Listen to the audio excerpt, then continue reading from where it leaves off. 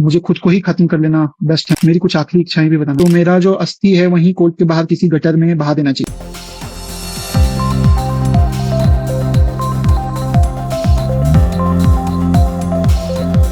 નમસ્કાર, હું છું વિક્રમ વકીલ અને આપ જોઈ રહ્યા છો હોટલાઇન ન્યૂઝ।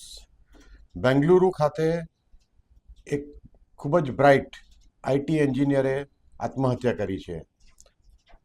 અતુલ સુભાષ નામના 38 વર્ષના આ યુવાનની આત્મહત્યા આખા દેશમાં ચકચાર જમાવી છે અને ખાસ તો ટ્વિટર પર એટલે એક્સ મીડિયા પર 2 દિવસથી એ ટ્રેન્ડ ટોચ પર રહ્યો છે કે અતુલ સુભાષને ન્યાય આપો, એટલે કે give justice four Atul Subhash. આ બાબતે આપણે કાલે પણ એક વિડીયો બનાવ્યો હતો। અમારા સાથી પત્રકાર કિરીટભાઈ ત્રિવેદીએ તમને કહ્યું હતું બેઝિક સ્ટોરી, અને એ વિડીયો બતાવ્યો પણ હતો આપને। પણ આજે ફરીથી એ બાબતે થોડું વધારે ફોલોઅપ વાત તમારી સાથે કરવી છે। કેટલીક નવી માહિતી આવી છે। નવી માહિતી એક આવી છે કે આજે સવારે બેંગલુરુમાં આખા દેશમાંથી જે પ્રેશર આવ્યું પોલીસ પર, ત્યાર પછી પોલીસે આત્મહત્યા માટે એબેટમેન્ટ ઓફ સુસાઇડ એટલે કે આત્મહત્યાની માટે એને એવા કારણો પૂરા પાડવા માટે એની પત્ની અથવા તો જેના કેસ ચાલી રહ્યો હતો એ નિકિતા સામે અને એના કુટુંબીજનો સામે એબેટમેન્ટ ઓફ સુસાઇડની ફરિયાદ દાખલ કરી છે અને ટૂંક સમયમાં ધરપકડ થાય એવી શક્યતા છે। પણ આખા દેશમાં આજે એવો ફરીથી ટ્રેન્ડ ચાલે છે કે arrest Nikita and her family. આપણે ગઈકાલે જે જોયું, જે આપણો વિડીયો ગઈકાલનો જોયો નહીં હોય એમને માટે નીચે લિંક આપી છે ડિસ્ક્રિપ્શનમાં, એ જઈને તમે વિડીયો જોઈ લેજો। અને કેટલું આ ટ્રેજિક કિસ્સો છે। આ યુવાન અતુલે એને 2 વર્ષના દીકરાને મળવા જ નહોતી દેતી એની પત્ની। કોર્ટમાં એની પર ખોટા 8 કેસીસ કર્યા હતા। અતુલે બેંગલુરુથી અને જ્યાં કેસીસ કર્યા હતા ત્યાં ઉત્તર પ્રદેશમાં જવા માટે 80 વખત જવું પડ્યું હતું। 2 વર્ષમાં 80 વખત એને એટલો બધો માનસિક ટોર્ચર કરવામાં આવ્યો હતો। ફેમિલી કોર્ટના જજનું નામ છે રીટા કૌશિક। આ ફેમિલી કોર્ટના જજે અતુલ પાસે લાંચ માંગી હતી 5 લાખ રૂપિયાની અને કહ્યું હતું કે જો તો 5 લાખ રૂપિયા આપશે તો તારો કેસ હું પતાવી દઈશ, નહીં તો તમારું આખું કુટુંબ બરબાદ થઈ જશે। આવું અતુલે એના ડાઇંગ ડિક્લેરેશનમાં, એટલે કે એને જે સુસાઇડ કરતા પહેલાં 24 પાનાની નોટ લખી છે અને 1.5 કલાકનો વિડીયો બનાવ્યો છે, એમાં આક્ષેપ કર્યા છે। આખી વસ્તુ કોઈ આ નવી નથી। 2021ના વર્ષમાં સરકારી રેકોર્ડ પ્રમાણે 81,000થી વધારે પુરુષોએ છૂટાછેડાના કેસને કારણે અને પત્ની દ્વારા થતા માનસિક અત્યાચારને કારણે આત્મહત્યા કરી છે। આપણે ત્યાં એક જેન્ડર બાયસ બહુ જોવા મળે છે, એટલે ડબલ સ્ટાન્ડર્ડ આપણી પ્રજાનું, કે જો સ્ત્રી આત્મહત્યા કરે અને પુરુષ સામે આક્ષેપ થાય તો આખા કુટુંબને પોલીસ 24 કલાકમાં અંદર કરી દે છે। જ્યારે પુરુષો સ્ત્રીના અત્યાચારને કારણે આત્મહત્યા કરે છે ત્યારે પોલીસ આખા દેશમાંથી દબાણ આવે એની રાહ જોવે છે ફરિયાદ કરવા, અને મોટેભાગના કિસ્સામાં તો એ સ્ત્રીઓને કંઈ થતું પણ નથી।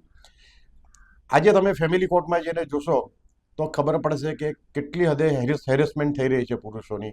આપણે એમ નથી કહેતા કે સ્ત્રીઓની હેરેસમેન્ટ નથી થતી, પણ જે સ્ત્રીઓની તરફેણના જે કાયદા છે એનો દુરુપયોગ જે કરવામાં આવે છે એ બાબતે તો ગઈકાલે સુપ્રીમ કોર્ટે પણ કહ્યું છે। બીજી એક તમને આપણે અતુલના કિસ્સાની થોડી આગળ વાત કરીએ કે અતુલને કોર્ટમાં એના સાસુ એમ કહેતા હતા કે ભાઈ તું આત્મહત્યા કરવાનો હતો તો કેમ કરતો નથી, અને જજ એ વખતે હસતા હતા અને મજાક ઉડાવતા હતા। અને અતુલનું એની પત્ની જે નિકિતા છે એને અતુલે લગ્ન પછી નોકરી પણ અપાવી, એના સાસુ સસરાને મદદ કરી કે જ્યારે આર્થિક મદદની જરૂર હતી ત્યારે। આ બધું ભૂલીને કોઈક બાબતે હસબન્ડ વાઈફ વચ્ચે ડિસ્પ્યુટ થયો અને છૂટા પડ્યા ત્યારે નિકિતાએ બદલો લેવા માટે 8 જેટલા ખોટા કેસ કર્યા। હવે આજે તમારે પતિ પત્ની વચ્ચે પ્રોબ્લેમ થાય એટલે છૂટા પડે એટલે તરત જ પતિ પર ડિવોર્સનો કેસ થાય, અત્યાચારનો કેસ થાય, દહેજનો કેસ થાય। અને દહેજનું પ્રમાણ હશે તો કેટલાક અંશે કેટલીક જ્ઞાતિઓમાં છે હજુ, એટલે પણ મોટે ભાગે હવે કોઈ દહેજમાં બહુ પડતું નથી અને એના માટે જેલમાં જવાનું પસંદ કરે એટલે બેવકૂફ હોતું પણ નથી। એનીવે આપણે આ સંદર્ભે એક બીજા પણ કેસની વાત કરવી છે, જે મેં લગભગ 1-1.5 વર્ષ પહેલાં એક અખબારમાં પણ મારી કોલમમાં લખ્યું હતું। નામ આપણે એટલા નથી લેતા કે યુવાનને ઈચ્છા નથી કે હમણાં નામ લેવામાં આવે, કારણ કે કેસ સબજુડિસ છે। આ યુવાન એક રેડિયોમાં ડીજે તરીકે કામ કરે છે। એણે મેટ્રિમોનિયલ કોઈ વેબસાઇટ પરથી લગ્ન કર્યા. એની પત્ની મેજિસ્ટ્રેટ હતી અને જ્યુડિશરીમાં હતા, એટલે એમાં પછી એમની ટ્રાન્સફર પણ થાય, એટલે એમની ટ્રાન્સફર બીજા ગામ થઈ, બીજા શહેરમાં થઈ. એટલે થોડો વખત પતિ પત્ની અલગ રહેતા હતા. એમને એક બાળકી પણ થઈ હતી. અને ત્યાર પછી આ જે મહિલા હતા એમને કોઈક સાથે મિત્રતા થઈ, બીજા કોઈ ન્યાયતંત્રના માણસ સાથે. એટલે આપણે એનું ડેઝિગ્નેશન નથી આપવું. ત્યાર પછી બંને વચ્ચે પ્રોબ્લેમ શરૂ થયા. એટલે આ જે લેડી મેજિસ્ટ્રેટ હતા એમણે પોતાની લાગવગથી અને ઓળખાણથી એક પોલીસ ઇન્સ્પેક્ટરને આના ઘરે અડધી રાતે મોકલ્યા. આ યુવાન અને એના મા બાપ સૂતા હતા, ત્યાંથી એને ઉચકી લઈ ગયા યુવાનને અને કહ્યું કે તું રાતોરાત 25 લાખ અમને આપ, નહીં તો તારા મા બાપને પણ અમે ઉચકી લાવશું, તારી સામે કેસ ફરિયાદ દાખલ થઈ છે અને માનસિક અત્યાચાર, દહેજ વગેરે વગેરે જે થાય છે બધા કેસીસની. હવે એ જે લોકો આવ્યા હતા, પોલીસ આવેલા, તે નંબર વગરની ગાડીમાં આવ્યા હતા અને કોઈ ફરિયાદ પણ દાખલ નહોતી થઈ. પણ આ યુવાન એટલો બધો ડરી ગયો, કારણ કે એને પોતાની ચિંતા નહોતી, પણ ગઢા મા બાપની ચિંતા હતી. એટલે બીજે દિવસે સોનું વેચીને ઘરનું એફડી તોડીને બી 25 લાખ રૂપિયા આને આપ્યા, પોલીસને આપ્યા, કે પછી પોલીસે પેલી મેજિસ્ટ્રેટને આપ્યો જે કહ્યું. ત્યાર પછી યુવાન નક્કી કર્યું કે હવે લડત આપવી છે.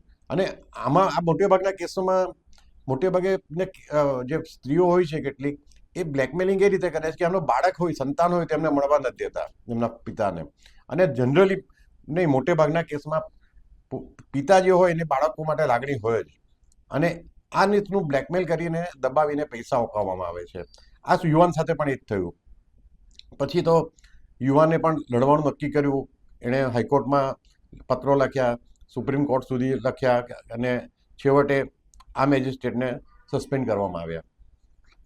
પણ હજુ પણ આ યુવાનને છેલ્લા 4 વર્ષથી એની દીકરીનું મોઢું જોઈ નથી શક્યો હોય અને મળવા નથી દેવામાં આવતી. એનીવે, હવે આપણે પાછા અતુલના કેસમાં આવીએ તો એમાં પણ આજ એનો દીકરો 2 વર્ષનો છે.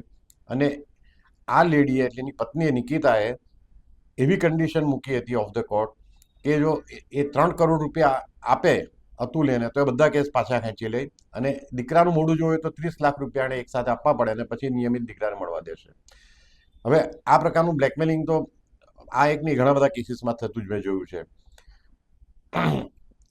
હવેની વાત એ છે આખી કે આપણી નજર એના પર રહેશે કે આ નિકિતા અને એના કુટુંબીઓની ધરપકડ કરીને એમને બેંગ્લોર કોર્ટમાં હાજર કરીને પોલીસ ન્યાય અપાવશે કે નહીં આ યુવાનને. કારણ કે આ યુવાને ખૂબ જ વેદના ભોગવી છે અને મરતા પહેલા પણ એ લખી ગયો છે કે મને ન્યાય મળે એવી બહુ અપેક્ષા નથી. જોકે સદનસીબે એને પડખે આખો દેશ ઊભો છે અને આખો દેશ આજે ટ્રેન્ડ કરી રહ્યો છે કે જસ્ટિસ ફોર અતુલ સુભાષ. તમને આ વિડીયો કેવો લાગ્યો?